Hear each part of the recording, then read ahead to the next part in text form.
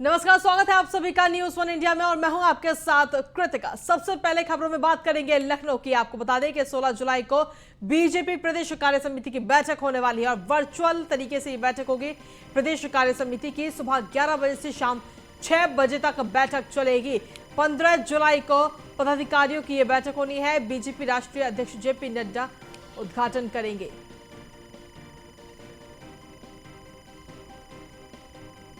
और इसी पर अधिक जानकारी देने के लिए संवाददाता एसके वाजपेयी इस वक्त हमारे साथ जुड़े हुए हैं। वाजपेयी जी, क्या कुछ जानकारी, जिस तरीके से 16 जुलाई को बीजेपी प्रदेश कार्य समिति की बैठक होने वाली है? बिल्कुल निश्चित है कि इसके पहले जब बीजेपी की कार्य समिति की बैठक हुई थी उस दौरान कई केंद्रीय पदाधिकारी जिसमें बीएल संतोष, राधा मोहन सिंह जैसे लोग शामिल हुए थे और कहीं न कहीं रणनीति बनाने की कोशिश थी पंचायत चुनाव को लेकर। अब चूंकि पंचायत चुनाव में बीजेपी ने बेहतर परफॉर्मेंस की है, चाहे वो ब्लॉक प्रमुख के चुनाव रहे हो या फिर जिला पंचायत अध्यक्ष के। अब 2022 का चुनाव महत्वपूर्ण है, जिसको लेकर बीजेपी प्रदेश कार्य समिति की यह बैठक 16 जुलाई को होने जा रही है, जिसमें कहीं न कहीं एक रणनीति बनाने की कोशिश होगी कि जिस तरीके से बीजेपी ने पंचायत चुनाव में बेहतर परफॉर्मेंस दी है, इससे भी बेहतर परफॉर्मेंस 2022 के विधानसभा चुनाव में हो। बहुत सारे मुद्दे होंगे जिसमें जो पार्टी के ऐसे पदाधिकारी हैं जो किसी कारणवश नाराज हैं, उनको कैसे पार्टी के साथ जोड़ा जाए, उसके अलावा कौन कौन से ऐसे अभियान चलाए जाए, किस तरीके से कार्यक्रमों की रूपरेखा बनाई जाए, क्योंकि इसी महीने के अंत से पीएम मोदी, साथ ही साथ में बीजेपी उसके अलावा गृह मंत्री अमित शाह, साथ ही साथ बीजेपी अध्यक्ष जेपी नड्डा जैसे बड़े नेताओं के दौरे यूपी में होने हैं। तो निश्चित है इन बहुत सारे कार्यक्रमों को लेकर एक रणनीति भी बनेगी, जिसका उद्घाटन बीजेपी के राष्ट्रीय अध्यक्ष जेपी नड्डा करेंगे। हालांकि ये वर्चुअली होगा। उसके पहले 15 तारीख को बीजेपी प्रदेश पदाधिकारियों की एक बैठक होगी, जिसमें इन सभी एजेंडों को लेकर चर्चा होगी और उसके बाद इन एजेंडों पर अगले दिन सुबह 11 बजे से लेकर शाम के 3 बजे तक बिंदुवार चर्चा की जाएगी। तो निश्चित है कि एक रणनीति बनाने की कोशिश होगी इस प्रदेश कार्य समिति की बैठक में और उसी कार्य योजना के तहत 2022 के लिए आगे बढ़ने की कोशिश होगी। तो महत्वपूर्ण बैठक बीजेपी 16 तारीख को करने जा रही है। जी जिस तरीके से 15 जुलाई की भी अगर बात करते हैं तो 15 जुलाई को प्रदेश पदाधिकारियों की भी ये बैठक होने वाली है। इसमें भी कहीं ना कहीं कहा जा सकता है कि आगे आने वाले चुनावों को लेकर रणनीति तय की जा सकती है इन बैठकों में। बिल्कुल निश्चित है, क्योंकि अगर हम देखें तो 16 जुलाई को जब प्रदेश कार्य समिति की बैठक होगी तो उसमें क्या एजेंडे होंगे, किन एजेंडों पर प्रदेश कार्य समिति में चर्चा होगी, क्या ऐसे बिंदु हैं जिन पर विचार किया जा सकता है, इन बहुत सारी चीजों को लेकर प्रदेश पदाधिकारियों की एक बैठक होनी है। क्योंकि प्रदेश कार्य समिति की बैठक का उद्घाटन बीजेपी के राष्ट्रीय अध्यक्ष जेपी नड्डा करेंगे, इस वजह से उन सभी एजेंडों पर बीजेपी के प्रदेश पदाधिकारी चर्चा करेंगे, जिस पर प्रदेश कार्य समिति में विचार विमर्श होगा। तो कहीं ना कहीं इन बहुत सारे विषयों को लेकर 15 तारीख को शाम 3 बजे प्रदेश पदाधिकारियों की भी बैठक होनी है, जिसके बाद अगले ही दिन बीजेपी प्रदेश कार्य समिति की बैठक होगी। तो निश्चित है बीजेपी अब एक्शन मूड में चल रही है और इलेक्शन को लेकर पूरी तरीके से बीजेपी एक्शन मूड में आ चुकी है और कोशिश यही है कि 2022 में दोबारा 2017 की परफॉर्मेंस को दोहराया जाए, उसको लेकर एक रणनीति बनाने की कोशिश इस प्रदेश कार्य समिति की बैठक में होगी। जी वाजपेयी जी, मैं आपसे ये जानना चाहूंगी कि जिस तरीके से कल ब्लॉक प्रमुख के चुनाव हुए और चुनावों के दौरान जो जीत भारतीय जनता पार्टी को मिली, उसका भी कहीं ना कहीं सीधा असर देखने को मिल सकता है 2022 के चुनावों पर? बिल्कुल, अगर आप देखें तो कल सीएम योगी आदित्यनाथ, साथ ही साथ बीजेपी प्रदेश अध्यक्ष स्वतंत्र देव सिंह ने प्रेस कॉन्फ्रेंस भी की थी और प्रेस कॉन्फ्रेंस भी कहीं ना कहीं वो उत्साह दिख रहा था। निश्चित है कि जब पार्टी के प्रत्याशी बड़े पैमाने पर जीत कर आए हैं तो ऐसी स्थिति में कार्यकर्ताओं में भी एक उत्साह जरूर है। और दूसरी अगर हम विपक्षी पार्टी समाजवादी पार्टी की बात करें तो कहीं ना कहीं उसके लिए चुनौतियां ज्यादा हैं। तो ऐसी स्थिति में बीजेपी की कोशिश यही होगी कि पंचायत चुनाव में बेहतर परफॉर्मेंस के साथ जमीनी स्तर पर अपने नेटवर्क को मजबूत किया जाए और 2022 में बेहतर परफॉर्मेंस दी जाए। तो लगातार बीजेपी कहीं ना कहीं आगे बढ़ रही है और निश्चित है कि जब ज्यादा बीजेपी के प्रत्याशी जीत कर आए हैं तो कहीं ना कहीं इसका फायदा 2022 में बीजेपी को मिलना है। हालांकि समाजवादी पार्टी भी इस ऑप्शन में कोशिश जरूर कर रही है, लेकिन कहीं ना कहीं उसके लिए ज्यादा चुनौतियां हैं। चलिए, बहुत बहुत धन्यवाद तमाम जानकारी देने के लिए वाजपेयी जी। तो कहीं ना कहीं जिस तरीके से तमाम तैयारियों में इस वक्त भारतीय जनता पार्टी जुटी हुई है और इसी को लेकर के प्रदेश कार्य समिति की बैठक होनी है और साथ ही प्रदेश पदाधिकारियों की भी बैठक होनी है, जिसमें तमाम रणनीति तय की जाएंगी। इसी के साथ खबरों में आगे बढ़ेंगे और बात करेंगे अब फर्रुखाबाद की, जहां पर दबंगों के हौसले इस वक्त काफी बुलंद है और दबंगों ने युवक को दौड़ा दौड़ा कर उसकी पिटाई की है। दबंगों ने युवक पर फायरिंग भी की और फायरिंग से युवक बाल बाल बच गया है।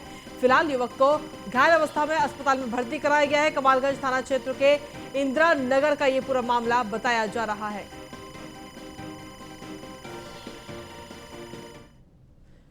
तो फर्रुखाबाद की तस्वीरें इस वक्त आपको दिखा रहे हैं, जहां पर एक युवक को दौड़ा दौड़ा कर उसकी पिटाई की गई है और फिलहाल युवक को घायल अवस्था में ही अस्पताल में भर्ती कराया गया है। यानी कह सकते हैं कि फायरिंग भी की गई है फर्रुखाबाद में और ये तस्वीरें आप देख रहे हैं।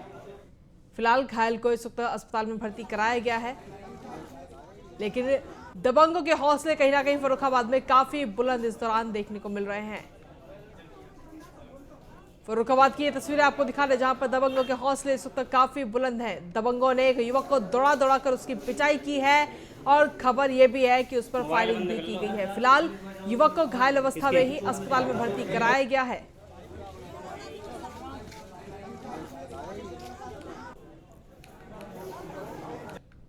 ये चाय पीने के लिए गया था और वहाँ जाके इन्होंने घेरा, मारपीट की। इनके पास 3 तमंचे थे। एक तमंचा उसकी कनपटी पे बेटी की तरफ से मार के उसे गिरा दिया और लाठी व ईंटा पत्थर से वारदात की। जब मरने की कगार पे आ गया तो उसके तमंचा लोड करके लगाया तो वो उड़ के भाग खड़ा हुआ और इतने में ये भागता हुआ आया तो इस तरफ हवाई फायर की।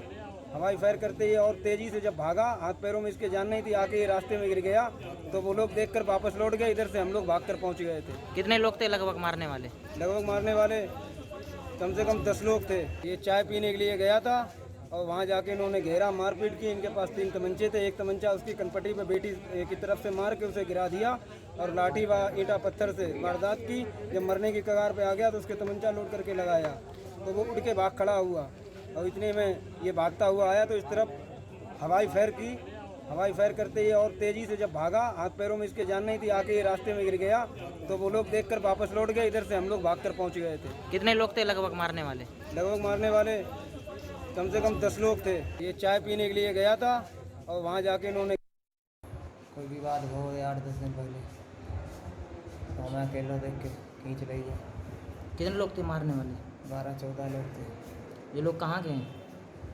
ये ठाकुर मोहल्ला के उधर के कटखूंटा दे तरफ के। किस चीज़ से मारा है आपको?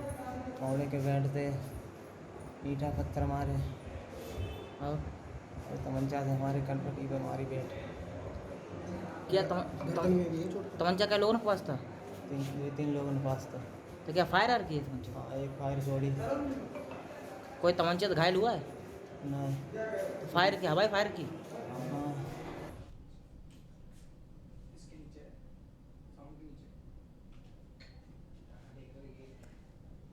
तो आपको बता दें कि फर्रुखाबाद में कहीं ना कहीं दबंगों की दबंगी इस दौरान देखने को मिली है और दौड़ा कर एक युवक की पिटाई की गई है।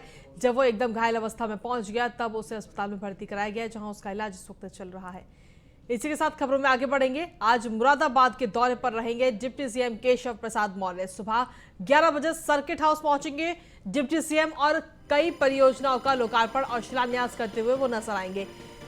दोपहर 12:50 पर मुरादाबाद से गोरखपुर के लिए रवाना होंगे डिप्टी सीएम केशव प्रसाद मौर्य। तो इसकी बड़ी जानकारी आपको दे रहे हैं। आज मुरादाबाद के दौरे पर रहेंगे डिप्टी सीएम केशव प्रसाद मौर्य। इस वक्त की बड़ी जानकारी आपको दे रहे हैं।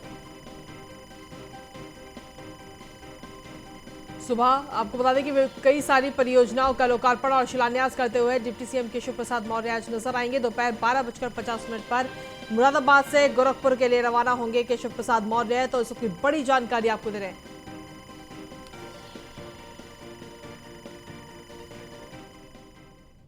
और इसी के साथ खबरों में आगे बढ़ेंगे और बात करेंगे अब अलीगढ़ की, जहां पर चुनावी रंजिश में 2 पक्षों में खूनी संघर्ष हो गया। प्रधान समेत दोनों पक्ष के दर्जन भर लोग घायल हुए हैं। पुलिस ने सभी घायलों को अस्पताल में भर्ती कराया गया है। प्रधान पद चुनाव के पुरानी रंजिश में यह विवाद हुआ। चुनाव को लेकर के दोनों पक्षों में पहले भी झड़प हो चुकी है। तो आपको बता दें कि गोंडा थाना क्षेत्र के सरकोरिया गांव का ये पूरा मामला है। तो इसकी बड़ी जानकारी आपको दे रहे हैं। चुनाव को लेकर दोनों पक्षों में पहले भी झड़प हो चुकी है और एक बार फिर से झड़प की तस्वीर सामने आई। गोंडा थाना क्षेत्र के सरकोरिया गांव का ये पूरा मामला इस वक्त सामने आया। अलीगढ़ से इसकी बड़ी जानकारी आपको दे रहे हैं। चुनावी रंजिश में 2 पक्षों में खूनी संघर्ष देखने को मिला।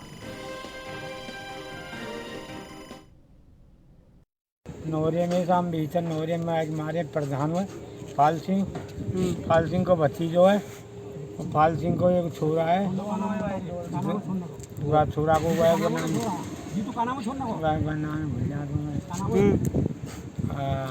क्यों मारपीट क्यों की? वैसे ही आपसे जनान मोहब्बत है को और हमन लाए गए बूट। अच्छा टमाटिया घर पे ही आए कि हमला कर दो, सवेरे चले आए। पूरा कुनबा खानदान है हमारे गांव में अजयवीर सिंह और पवन गौतम है, इनके घरवाली शौच के लिए जा रही थी और ये हर रोज़ाना जाती थी और ये रोज़ाना गंदी नीयत से देखती थी, उल्टी सीधी भाषा प्रयोग करती थी। उन्होंने आके घर पे बताया अजयवीर सिंह को, पवन गौतम को, तो उन्होंने उनसे कहा कि भाई ऐसा क्यों करते हो, तो इन्होंने अजयवीर सिंह को और पवन गौतम को घायल कर दिया लाठी डंडों से, फरसा भी है। गांव में सूचना हुई, मैंने पुलिस को भी सूचना दी कि ऐसे ऐसे गांव में दंगा हो गया है। मैं इतनी पुलिस को सूचना देते हुए इनके यहाँ पे गया। 4-6 लोग काफ़ी थे, गांव वाले भी थे। इन्होंने छत से हमारे ऊपर हमला किया। में आगे बढ़ेंगे, बात करेंगे दिल्ली की। दिल्ली के सीएम केजरीवाल का उत्तराखंड दौरा है आज, सबकी बड़ी जानकारी आपको दे रहे हैं। सुबह 11 बजे उत्तराखंड पहुंचेंगे सीएम केजरीवाल और फ्री बिजली के मुद्दे पर राज्य सरकार को घेरने की तैयारी इस वक्त सीएम की तरफ से की गई है। दोपहर में देहरादून में प्रेस कॉन्फ्रेंस भी कर सकते हैं केजरीवाल। 2022 चुनाव को लेकर के कार्यकर्ताओं के साथ रणनीति बनाई जाएगी, तो इस वक्त बड़ी जानकारी आपको दे रहे हैं। 2022 चुनाव को लेकर कार्यकर्ताओं के साथ रणनीति बनाते हुए मुख्यमंत्री अरविंद केजरीवाल नजर आएंगे, तो इसकी बड़ी जानकारी आपको दे रहे हैं। सुबह 11 बजे उत्तराखंड पहुंचेंगे मुख्यमंत्री केजरीवाल, तो इसकी बड़ी जानकारी। और फ्री बिजली के मुद्दे पर राज्य सरकार को घेरने की तैयारी अरविंद केजरीवाल की तरफ से की गई है, यानी कि कह सकते हैं कि 2022 के जो विधानसभा चुनाव उत्तराखंड का होना है उसमें कहीं ना कहीं अब आम आदमी पार्टी भी हिस्सा लेती हुई नजर आ रही है और इसी को लेकर के आज उत्तराखंड जाएंगे मुख्यमंत्री अरविंद केजरीवाल। और इसी पर अधिक जानकारी के लिए सीधे रुख करते हैं इस वक्त देहरादून का, जहां हमारे संवाददाता फहीम इस वक्त मौजूद है।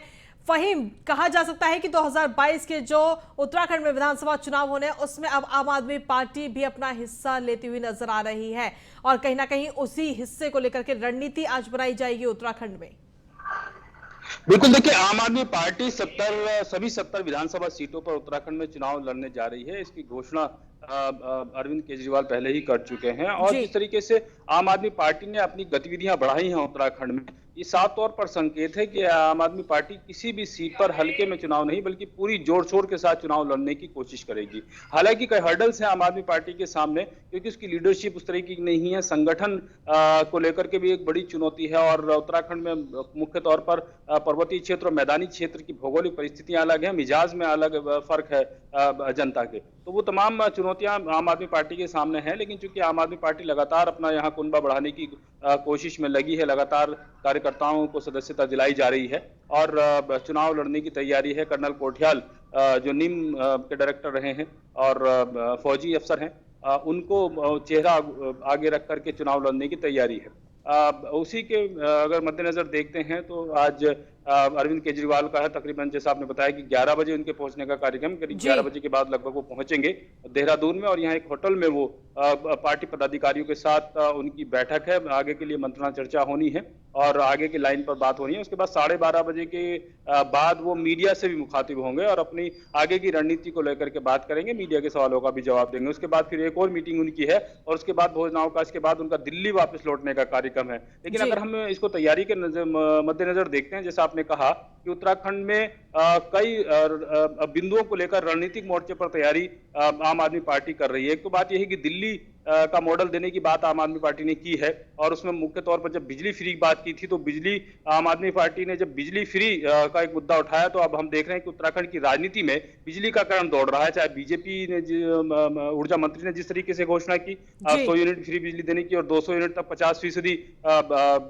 राहत देने की, और उसके बाद फिर कांग्रेस ने, उससे पहले कांग्रेस ने भी बिजली फ्री करने की बात की थी। तो हम देख रहे हैं कि उत्तराखंड की राजनीति में ऐसा पहली बार हो रहा है कि फ्री बिजली या फ्री जैसी कोई चीज देने की अब मुद्दा बन रहा है। तो ये एक बड़ी बात है। इसका मतलब ये हुआ कि आम आदमी पार्टी पूरी शिद्दत के साथ जिस तरह कोशिश कर रही है, वो एक मैसेज देने की कोशिश कर रही है। उत्तराखंड में उसका वजूद है और इसी के मद्देनजर ये रणनीतिक तौर पर काफी अहम है अरविंद केजरीवाल का देहरादून पहुंच।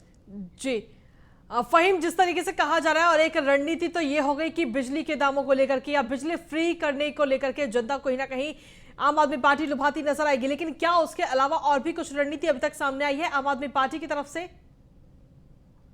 देखिए, जब दिल्ली मॉडल की बात आम आदमी पार्टी कर रही है शुरू से ही, तो दिल्ली मॉडल में स्कूली शिक्षा को लेकर के भी, स्कूल की स्थिति को लेकर के और स्वास्थ्य सुविधाओं और व्यवस्थाओं को लेकर के ये 3 बड़े अहम पहलू हैं। और इन तीनों पहलुओं को लेकर के बीजेपी के सामने वो सवाल खड़े कर रहे हैं, क्योंकि सरकार है बीजेपी की। और मुख्य तौर पर इसमें एक और चीज शामिल की जा रही है रोजगार को लेकर के। तो बेरोजगारी जिस तरीके से बढ़ रही है लगातार, वो एक बड़ी चुनौती है सरकार के सामने भी, और विपक्ष के लिए एक बड़ा मुद्दा मिलता है। तो ये कुछ अहम बिंदु हैं, अहम पहलू हैं जिनको लेकर के आम आदमी पार्टी अपना जनाधार मजबूत करने की कोशिश कर रही है। और लगातार सरकार के सामने सवाल खड़े हो रहे हैं तो विपक्ष के तौर पर तो जाहिर सी बात है कि सरकार भी उसको गंभीरता से बहुत लेने धन्यवाद की तमाम कोशिश कर जानकारी रही है। देने के लिए फहीम। तो कहीं ना कहीं दिल्ली मॉडल को लेकर के उत्तराखंड की जनता को लुभाते हुए आम आदमी पार्टी से अरविंद केजरीवाल नजर आएंगे। दिल्ली के मुख्यमंत्री हैं, लेकिन साथ ही अब उत्तराखंड में आम आदमी पार्टी कितनी सीटें जीतती है या किस तरीके की रणनीति रहती है तो आने वाला वक्त ही बताएगा। इसी के साथ खबरों में आगे बढ़ेंगे और बात करेंगे अब इटावा को लेकर, जहां पर एसपी सिटी प्रशांत कुमार पर हमले के मामले में केस दर्ज किया गया है। भाजपा नेता विमल भदौरिया समेत कई लोगों पर यह मुकदमा दर्ज किया गया है। बड़पुरा थाने में मुकदमा दर्ज कराया गया है। सरकारी काम में बाधा डालने समेत कई धाराओं में एफआईआर इस वक्त दर्ज की गई है। बड़पुरा थाना प्रभारी जितेंद्र कुमार शर्मा ने यह मुकदमा दर्ज करवाया है। तो इसकी बड़ी जानकारी आपको दे रहे हैं। बड़पुरा थाना प्रभारी जितेंद्र कुमार शर्मा ने भारतीय जनता पार्टी पर ये मुकदमा दर्ज कराया है। एसपी सिटी प्रशांत कुमार पर जो हमला हुआ था, उस हमले को लेकर के भाजपा नेता विमल भदौरिया समेत कई लोगों पर मुकदमा दर्ज किया गया। और इसी पर अधिक जानकारी देने के लिए हमारे संवाददाता आशीष इस वक्त हमारे साथ लाइव जुड़ गए हैं। आशीष, जिस तरीके से हम लगातार अपने दर्शकों को वीडियो भी दिखा रहे हैं, जो वायरल वीडियो है जिसमें एसपी सिटी लगातार ये कह रहे हैं कि भाजपा के लोग आकर के हमला किया है, और अब इसी पूरे मामले को लेकर के मुकदमा भी कहीं ना कहीं दर्ज हो गया है। आशीष, देखिए, कल जो हुए ब्लॉक प्रमुख के चुनाव में मतदान में जो एसपी सिटी प्रशांत कुमार के ऊपर हमला किया गया था, उनके द्वारा बताया गया कि भाजपा नेताओं के द्वारा मुझ पर हमला किया गया है, एक कातलाना हमला था, जिसको लेकर कल शाम को जितेंद्र कुमार एसओ बड़पुरा ने कप्तान के आदेश के आधार पर विमल भदौरिया भाजपा नेता समेत कई 100 से 125 लोगों के खिलाफ मुकदमा दर्ज किया है।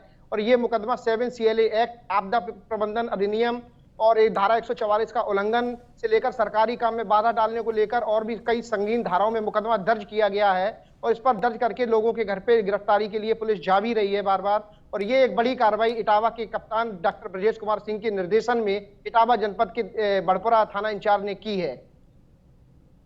जी आशीष, लेकिन जिस तरीके से ये पूरा मामला सामने आया था, अगर वीडियो की बात करते हैं तो एसपी सिटी खुद ये कहते हुए नजर आए थे कि ये बीजेपी के जो लोग हैं वो इस तरह की गुंडागर्दी वहां कर रहे हैं और बम भी लेकर आए हैं, हमला किया जा रहा है। जी जी, देखिए, ये पूरा मामला इस तरह से था, जब वहां पर वो लोग रोकने गए, जब ये 200 मीटर की दायरे के अंदर आ गए भाजपा के कार्यकर्ता, तो एसपी सिटी प्रशांत कुमार जब इन लोगों को रोकने के लिए गए कि आप सभी लोग 200 मीटर त्रिज्या के बाहर रहिए, तो ये लोग ना तो उनकी बात सुने और ना ही कुछ बोला, सीधे उन पर टूट पड़े, आक्रमण सा कर दिया उनके ऊपर। और कई हमला भी उनके ऊपर किया, हाथापाई भी उनके साथ की गई, जिसको उन्होंने साफ साफ कैमरे पर भी बोला है, अपने उच्च अधिकारियों को अवगत करा रहे थे एसपी सिटी प्रशांत कुमार प्रसाद। उन्होंने कहा है कि मेरे साथ हमला हुआ, मुझे थप्पड़ मारा गया है, और यहाँ पर सदर विधायिका सरिता भदौरिया समेत जिला अध्यक्ष बम लेकर आए थे, उनके कार्यकर्ताओं ने मुझे मारा है। तो कहीं ना कहीं ये जो देखा गया है, ये भाजपा के नेता जो इस तरीके से का जो उपद्रव मचाया गया है, तो जब प्रशासन ही इनसे परेशान है, प्रशासन ही कुछ नहीं कर पाई, तो आम जनता का इटावा में क्या होगा, ये देखने वाली बात होगी आगे। जी चलिए, बहुत बहुत धन्यवाद आशीष तमाम जानकारी देने के लिए। तो जिस तरीके से ये पूरा मामला सामने आया है और इस मामले में अब बीजेपी के जो नेता हैं उन पर मुकदमा भी दर्ज कर दिया गया है। इसी के साथ खबरों में आगे बढ़ेंगे, बात करेंगे अब बाराबंकी की, जहां पर ब्लॉक प्रमुख चुनाव में बार बालाओं के ठुमके देखने को मिले हैं। बीडीसी सदस्यों के मनोरंजन के लिए बार बालाएं बुलाई गई। बीजेपी प्रत्याशी ओम प्रकाश ने लॉन में रुकवाए थे बीडीसी सदस्य। बार बालाओं के साथ बीडीसी सदस्यों का अश्लील डांस भी इस वक्त वायरल हुआ है और वीडियो में बालाओं के साथ ठुमके लगाते नजर आ रहे हैं ग्राम प्रधान। तस्वीरें भी इस वक्त आप देख रहे हैं। ब्लॉक प्रमुख पद के उम्मीदवार ओम प्रकाश वर्मा ने भी इस दौरान वहां पर ठुमके लगाए हैं जमकर। ये तस्वीरें इस वक्त वायरल हो गई हैं।